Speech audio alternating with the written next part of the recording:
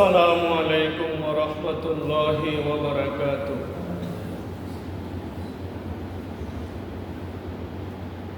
الحمد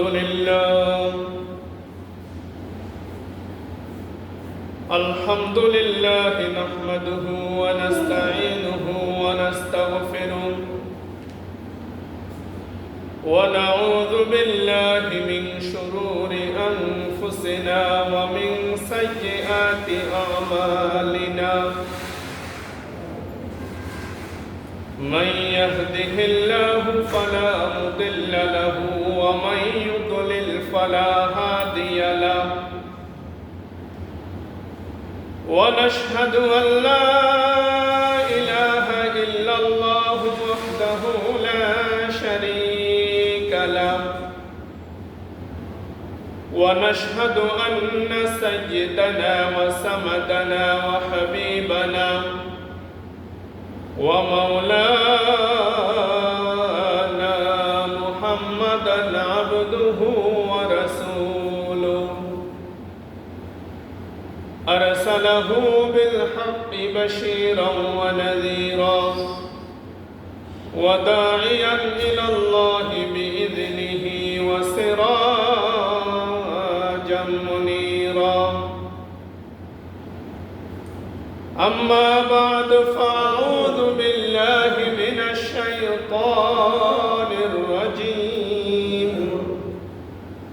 بسم الله الرحمن الرحيم. يا أيها الذين آمنوا اتقوا الله وكونوا مع الصادقين. وقال رسول الله صلى الله عليه وسلم: لا طاعة لمخلوق في معصية الخالق. وقال رسول الله صلى الله عليه وسلم: صدق الله مولانا العظيم وصدق رسوله النبي الكريم. ونحن على ذلك من الشاهدين والشاكرين والذاكرين. والحمد لله رب العالمين. ما كان محمد أبا أحد من رجالكم ولكن رسول الله وخاتم النبيين وكان الله بكل شيء عليما. إن الله وملائكته يصلون على النبي يا أيها الذين آمنوا صلوا عليه وسلموا تسليما. صلى الله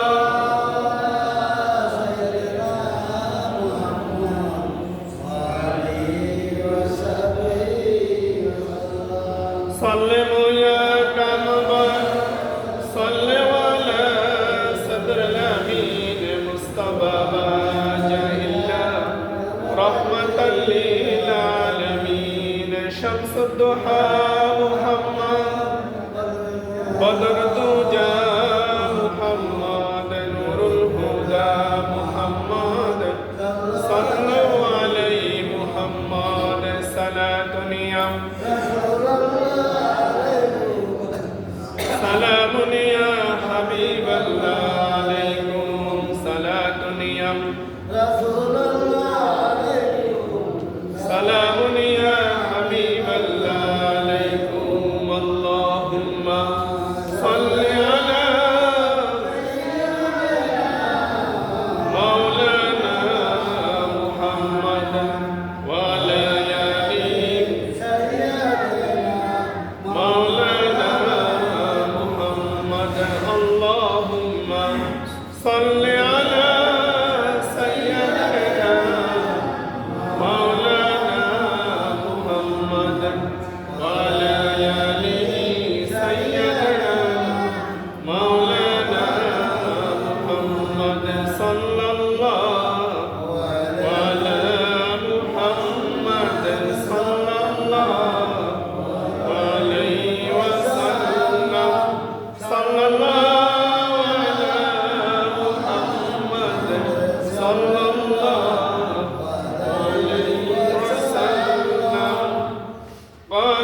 سبحانك لا علم لنا إلا ما علمتنا إنك أنت العليم الحكيم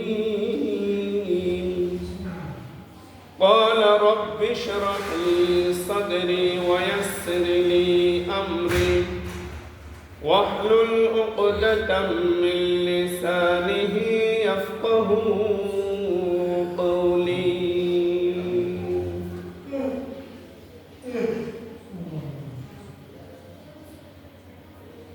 الحمد لمن قدر خيرا وخبالا الحمد لمن قدر خيرا وخبالا والشكر لمن صور حسنا وجمالا والشكر لمن صور حسنا وجمالا فرد صمد عن صفة الخلق بريئون فرد صمد عن صفة الخلق بريئون رب أزلي خلق الخلق كمالا رب أزلي خلق الخلق كمالا لا سد ولا ند ولا حد لمولاه لا سد ولا ند ولا حد لمولاه الآن كما كان ولم يلق سوالا الآن كما كان ولم يلق سوالا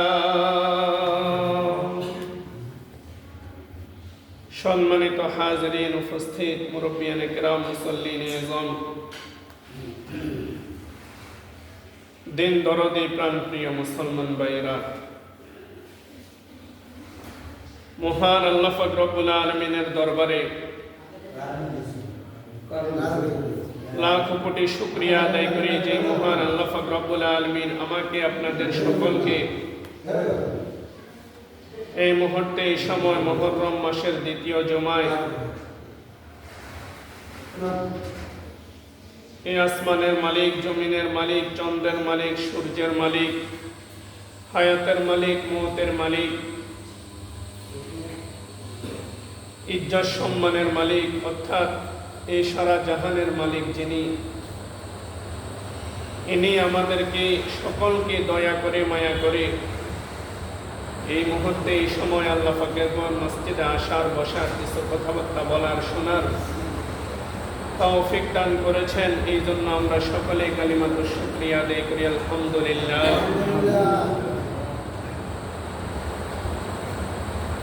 সম্মানিত হাজরিন মহান আল্লাহ পাক রব্বুল আলামিন আমাদের প্রতি অত্যন্ত দয়া অত্যন্ত মায়াশীল দয়াশীল যিনি মেহেরবানি না করলে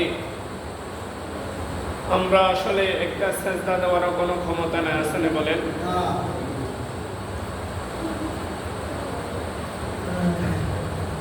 মহান আল্লাহ পাক রব্বুল আলামিন সেই জন্য বলেছে বেশি বেশি আল্লাহ পাকের শুকরিয়া আদায় করো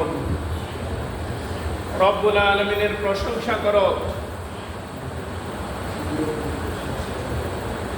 আল্লাহ কোরআনে কারিমে বলে দিয়েছেন লা ইন শাকারতুম লা আযীদান্নাকুম ওয়া লা ইন কাফারতুম ইন্না আযাবি লাশাদীদ আজকে বর্তমান সমাজে আসলে আমরা আল্লাহ পাকের শুকরিয়া আদায় করি না বেশিরভাগই আমরা আল্লাহ পাকের নাশুকরিয়া আদায় করি যেমন মনে করেন বর্তমানে যদি মোবাইলের যুগ একজন আরেকজনের সাথে টেলিফোনে কথা হয় আত্মীয় স্বজনের মধ্যে বন্ধু বান্ধবের মধ্যে রাজনৈতিকভাবে জিজ্ঞাসা করা হয় ভাই কেমন আছেন উত্তরে আসবে তেমন ভালো নাই কি বলেন ঠিক না জবাব কিন্তু এটাই আসে বা বলবে আপনার মতো বেশি ভালো নাই। কি বলে কি না বলেন? অথচ সে এটা চিন্তা করলো না যে আল্লাহ যে আমাকে কথা বলার জন্য শক্তি দিয়েছে, এটার থেকে ভালো আর কি আছে বলেন? আছে? আরে কথা বলেন না কেন, আসেনি? এরপরে আমার আপনার শরীরের মধ্যে আল্লাহ পাক কত অঙ্গ প্রত্যঙ্গ দিয়েছে, প্রত্যেকটাই তো আল্লাহ পাকের অনেক বড় নিয়ামত। কি বলেন? নিয়ামত নেই? আমাকে দুইটা চোখ দিয়েছেন, দৃষ্টি। আমি এখান থেকে সোজা তাকাইলে লক্ষ লক্ষ মাইল দূরে দেখতেছি। আল্লাহ পাক এমন একটা বাতি দিয়েছে চোখের মধ্যে, সেটা দিয়ে সারা দুনিয়া এখান থেকে আসমান দেখা যায় স্পষ্ট। কি বলেন, আছে না? দুইটা হাত দিয়েছেন, একটাও তো দিতে পারতেন। জবান দিয়েছেন, একটা জিহ্বা দিয়েছেন স্বাদ গ্রহণ করার জন্য। তেঁতুল দিলে এটা চোকা, একই জিহ্বায় যদি মিষ্টি দেন, চিনি খান, এটা বলিতে মিষ্টি। আবার খাবার মুখে নিচ্ছেন, নাক বলে দিচ্ছে এটা দুর্গন্ধ, এটা খাইবে না। কি বলেন, ঠিক নেই? এভাবে প্রত্যেকটা আমার আপনার শরীরের মধ্যে নিয়ামত ফিট করে দিয়েছে। গত 3 দিন আগে আমাদের এলাকার মুন্সিহাটের একটা লোক পরিচিত আরেকজনের সাথে কোর্ট মসজিদ নামাজ পড়তে গিয়েছে। আমারে বলতেছে যে এটা তো আপনাদের এলাকার, চিনেন নেই? আমি বলতেছি ওনাকে তো আমি চিনি মনে হচ্ছে। বয়স আমার থেকে একটু বেশি হবে, হয়তো বা কাছাকাছি। উনি আমার জিজ্ঞার আপনাদের বাড়ি কোনটা, নাম বা কি আসা বিষয় আমার জিজ্ঞার, আমরা আমাকে চিনেন? আমি তো আপনাকে চিনতেছি, তবে এখন ক্লিয়ার মনে আসতেছে না, বা আমি এখন আপনাকে চিনলেও চিনব না। আমার দুইটা চোখ স্টক করেছে। আমি এটা প্রথম শুনছি চোখও স্টক হয়। চোখ স্টক হয়েছে, দুইটা চোখ ড্যামেজ। চোখ আছে আমার আপনার মতো, কিন্তু আমি জিগাইলাম, বলতেছে টাইমটা 0 হয়ে গেছে, অপারেশন করছে 3 বার। বামেরটা কিছুটা দেখা হয়, তবে কোনো মানুষকে দেখে কালো নেগেটিভ ছবি দেখছেন না? আমি দাঁড়িয়ে অনেক আফসোস করলাম, তার থেকে আমাকে আমরা কত ভালো লাগছে। দেখছেন, বয়স কিন্তু বেশি না। একটা হোটেলে নাস্তা বানাই তো আমাদের মুন্সিয়াট বাজারে, দুইটা চোখ স্টক করেছি।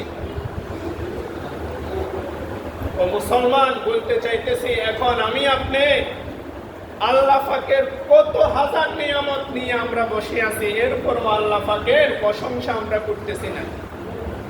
আমরা নিজের মতো নিজের এই জীবন, নিজের হায়াতটাকে কাটাই দিচ্ছি, নিজেকে নিজে বাহাদুর মনে করতেছি। অথচ এই দুনিয়া কিন্তু একেবারে সংক্ষিপ্ত সময়।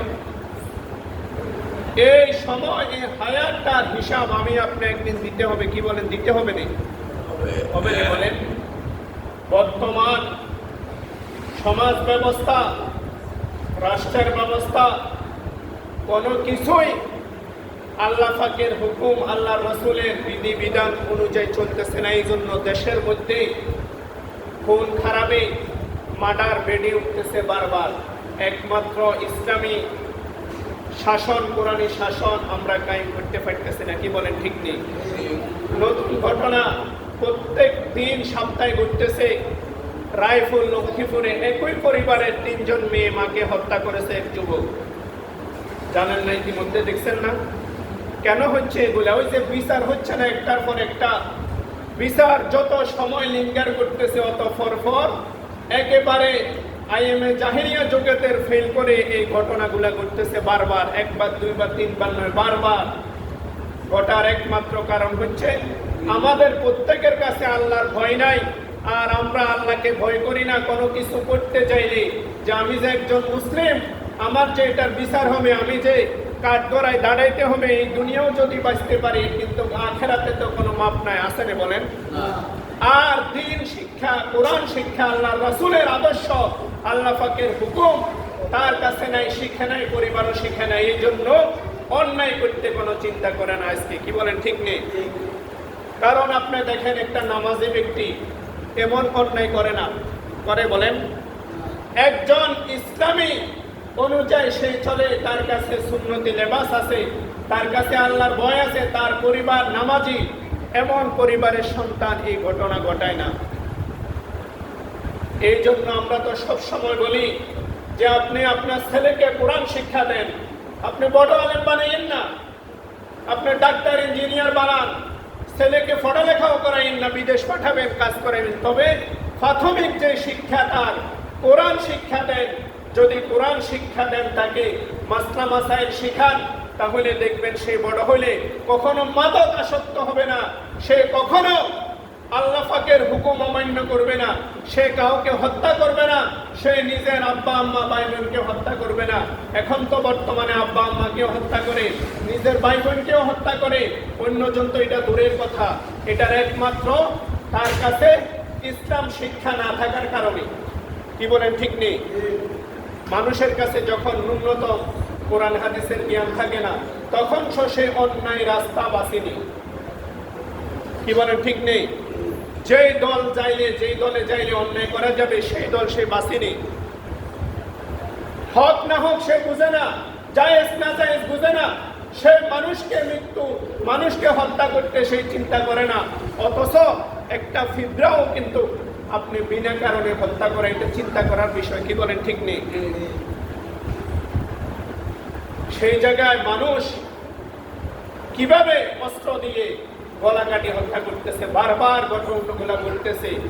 আর এই ব্যাপারে আমি মনে করি আমার ব্যক্তিগতভাবে আইন ব্যবস্থা দুর্বল, এই জন্য আজকে পরিস্থিতি বাংলাদেশে। কি বলেন, ঠিক নেই? যদি আইন ব্যবস্থা সবল হইতো, যদি তাদের কঠোরতা থাকতো, আজকে বারবার মা সন্তান ছেলে কেউ আমরা এতিম হইতাম না।